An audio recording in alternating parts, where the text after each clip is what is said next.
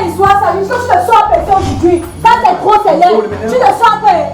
Laisse-moi, tu vas me tuer ça avec les enfants. Quand c'est trop célèbre, c'est quoi? Tu ne sais pas, tu sais ce qu'on va faire quoi? Je vais pas vous voyez. Ah, comment le cas, c'est pas comme ça. À travailler, tu jettes tout seul. Tu vas me dire. Quand tu ne passes pas, tu vas me tuer. Assez. Et quoi?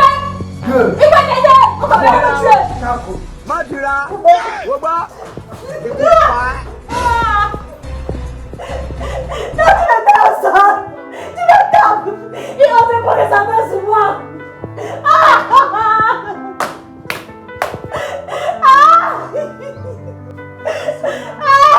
Mon père osait prendre sa main sur moi. Si elle savait que le mari était comme ça, il restait célibataire.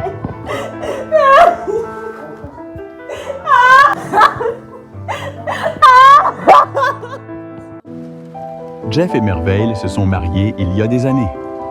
Ils s'aimaient follement. Ensemble, ils ont eu 2 beaux petits garçons. Tout allait bien jusqu'à ce qu'un jour, Jeff commença à changer négativement. Il n'avait plus le temps ni pour ses enfants, ni pour sa femme. Il ne dormait et ne rationnait plus normalement à la maison. Il faisait souffrir sa femme et ses enfants, mais un malheur s'abattra sur lui qui le fera regretter. Son changement était dû au fait qu'il avait rencontré une autre femme dehors.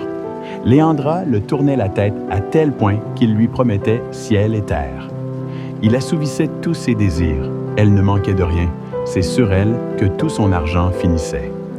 Il lui avait même promis de lui offrir le soleil. Ensemble, ils buvaient l'amour, on dirait Roméo et Juliette.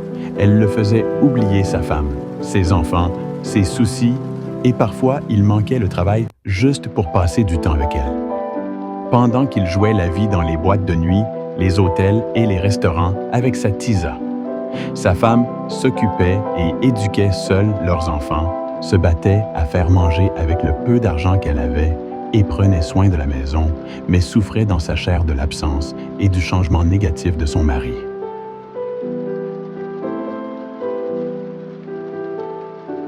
Léandra savait comment le flatter jusqu'à ce qu'elle lui demandât de chasser sa femme et de la mettre à la maison, afin qu'elle s'occupe bien de lui et de ses enfants. Un jour, alors qu'il rentrait pour chasser sa femme, comme lui a demandé sa Tisa, il fit un accident.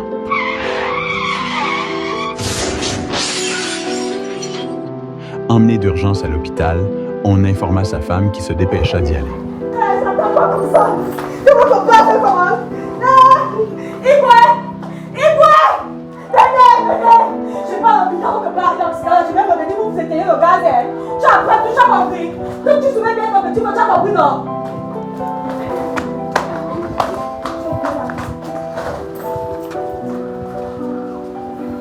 C'est bien. Tout à l'heure, tu avais la porte.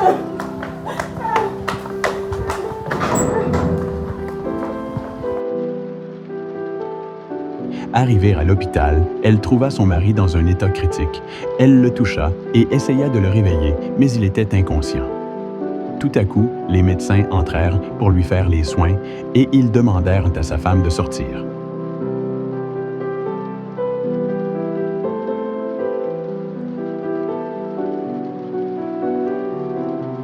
L'infirmière faisait le prélèvement quand elle eut fini.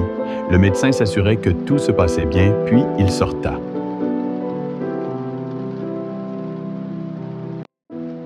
Durant tout ce temps à l'hôpital, elle était prête de lui.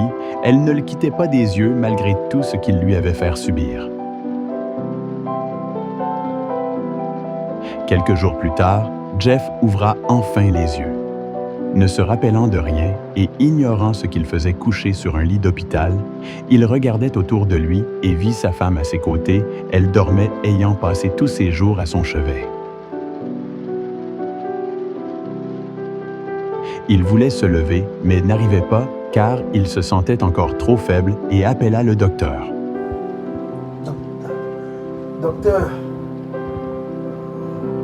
Rapidement, le docteur arriva et il demanda au docteur si pendant tout ce temps, sa Tisa est passée le regarder. Une fille brune avec les fesses comme ça, elle n'est pas venue ici me regarder. Une fille brune? Oui.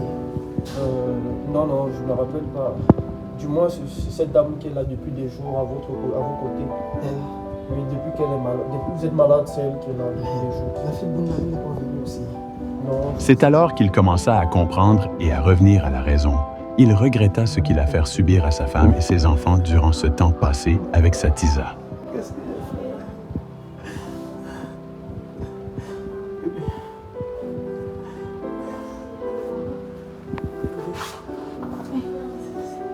C'est quoi bébé? Tu vas bien? Non, attends, on va parler de ça. Toi qui as suivi cette histoire du début jusqu'à la fin, dis-nous en commentaire la leçon que tu as tirée et n'oublie surtout pas de partager pour édifier les autres.